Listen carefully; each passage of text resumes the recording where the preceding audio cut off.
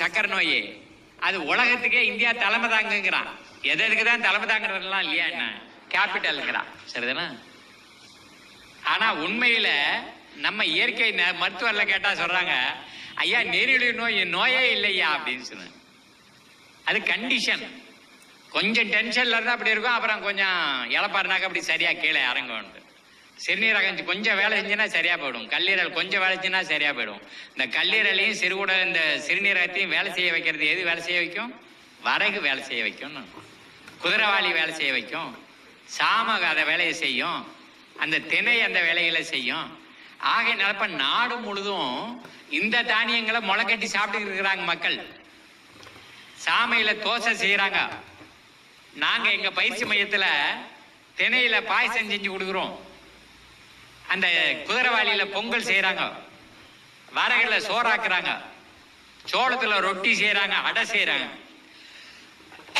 நம்ம பெண்கள் நினைச்சாங்கன்னா விதவிதமா அதுல செஞ்சிருவாங்க. அதைத்தாங்க செஞ்சுக்கிட்டு இருக்காங்க. இயற்கை உணவகத்துல சிவகாசியில அதான் பண்ணிக்கிட்டு இருக்கிறாங்க. இது எங்க பார்த்தாலும் போக முடியும். இதை விட்டுட்டு அந்த இங்கிலீஷ் டாக்டர் இருக்கிறார்ல, அவர் தான் சொல்லி விட்டாரு ஓட்ஸ் கஞ்சி சாப்பிடுங்க. இந்த வெளிநாட்டுக்கு காவடி தூக்குற வேலையை என்னைக்கு நிறுத்துவாங்கன்னே தெரியல நமக்கு. வெளிநாட்டுல இருக்கிறவங்க ஒண்ணு திருடனா இருக்கான், அல்லது கொள்ளைக்காரனா இருக்கான், அல்லது சுரண்டல்காரனா இருக்கிறான். அவனுக்கு காவடி எடுக்கிறதுக்கே இங்க ரொம்ப படிச்சவன் எல்லாம் இருக்கிறான். அதுல ஒரு இங்கிலீஷ்காரன் ஒருத்தன் வந்தான். 1835 வருஷத்துல ஒருத்தன் வந்தான். அவன் பேரு மெக்காலேன்னு பேரு. நான் காலேஜில் படிக்கிற காலத்துல எனக்கு அது பாடமா இருந்தது, அவனுடைய வாழ்க்கை வரலாறு. அவன் நம்ம திருஞான சம்பந்தர் மாதிரி, அவன் அவ்வளவு கெட்டிக்காரன் அவன். சரிதான்? அவனை இங்க அனுப்பிச்சாங்க. அவன் ஒரு வருஷம் இந்தியாவை சுத்தி பார்த்துட்டு ராணிக்கு கடிதாசி எழுதினான். இந்தியாவில் இருக்கிற மக்கள் நம்ம நேரத்தை பார்த்தியா பயந்து ஓடி ஓடி ஒளிகிறாங்க. ஆகையினால நம்ம வியாபாரம் இங்க ஒழுங்கா நடக்கல. இங்க முன்னாடியே கலாச்சாரம் ரொம்ப நல்லா இருக்குது. நானும் இந்தியாவில் குறுக்குண்டு எடுக்குமா ஒரு வருஷமா நடந்து பார்த்தேன். திருடனை காணோம், கொள்ளையடிக்கிறவனை காணோம். அவன் ஏதோ ஒரு வேலையை பார்த்துட்டு இருக்கிறான், அது பாட்டு உற்பத்தி நடந்துக்கிட்டு இருக்கான், அவன் சாப்பிட்டுக்கிட்டு இருக்கிறான்.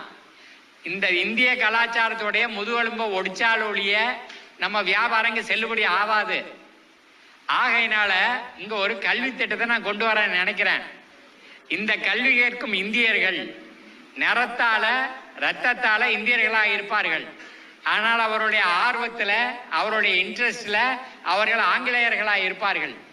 அது மாதிரி ஆளுகளை உற்பத்தி பண்றதுக்கு நான் ஒரு கல்வி திட்டத்தை கொண்டு வர நினைக்கிறேன்னு சொல்றான்.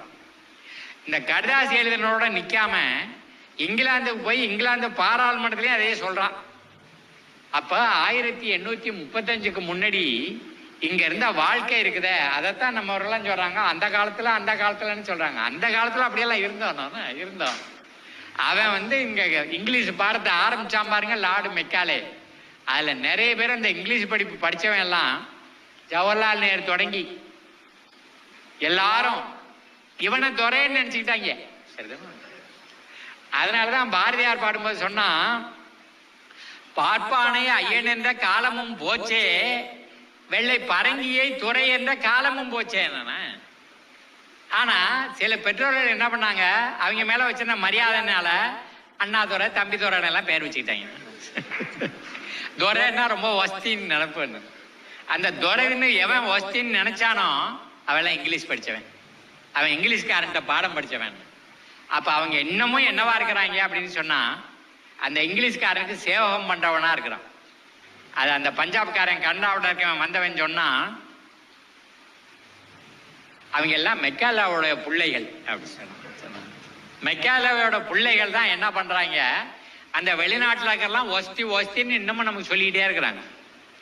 நமக்கு தெரியும், அரிசியை கொஞ்சம் கூடுதலா வாங்கி கொஞ்சம் வீட்டுல ஸ்டாக் வச்சான்னா ஒரு மாசத்துக்குள்ள ஒரு பூச்சியெல்லாம் வந்துடுது. சரிதானா? அப்ப இந்த டின்னுக்குள்ள ஓட்ஸ் அடைச்சான்ல, அது எந்த வருஷத்துல அடைச்சான்? எப்படி அது கெட்டு போகாம இருக்குது? கெட்டு போகாம இருக்குன்னா அதுல பாய்சனை உள்ள போட்டுக்கிறான். பூச்சி திங்க முடியாத அளவுக்கு அது பாய்சனை சேர்த்துருக்கிறான். நம்ம ஆள் சொல்றான் ஓட்ஸ் கஞ்சி வச்சு குடின்னு சொல்லியா, அவனுக்கு வேறு டாக்டருங்கிறாங்க.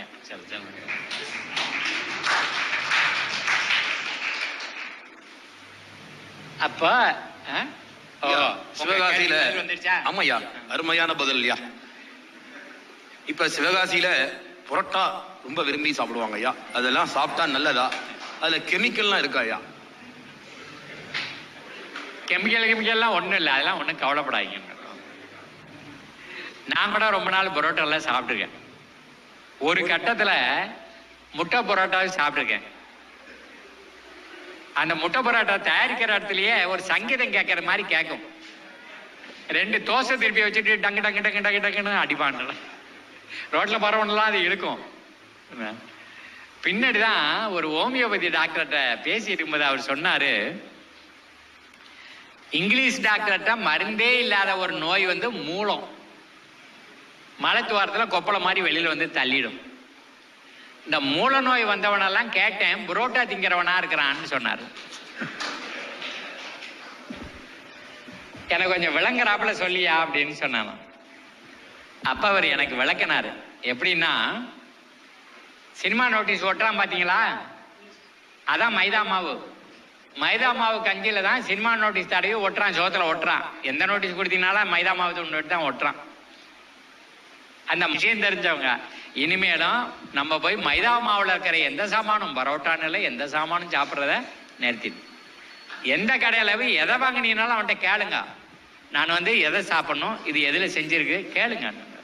நம்ம பணம் கொடுக்க போறோம், கேட்கறதுக்கு நமக்கு உரிமை இருக்குது. அதனால பரோட்டா நல்லா யோசிச்சு பாருங்க. மலங்களுக்கு என் நேரத்தில் பார்த்துக்கோங்க, உங்களுக்கு கொப்பளம் இருக்கான்னு பார்த்துக்கோங்க. அப்புறம் மருந்துக்காக எந்த இங்கிலீஷ் ஆஸ்பத்திரி போய் சேர்த்துறாங்க, அவன்கிட்டலாம் மருந்தெல்லாம் இல்லை. ஆனால் அவங்க பணத்தெல்லாம் பிடிங்கிடுவாங்க. சரி, அவர் வெள்ளிமலை கிட்ட இருக்க தீர்ந்து போச்சு, உங்களை தான் தெய்வம்னு நினச்சிட்டு வந்திருக்கோம் அப்படிம்பாங்க.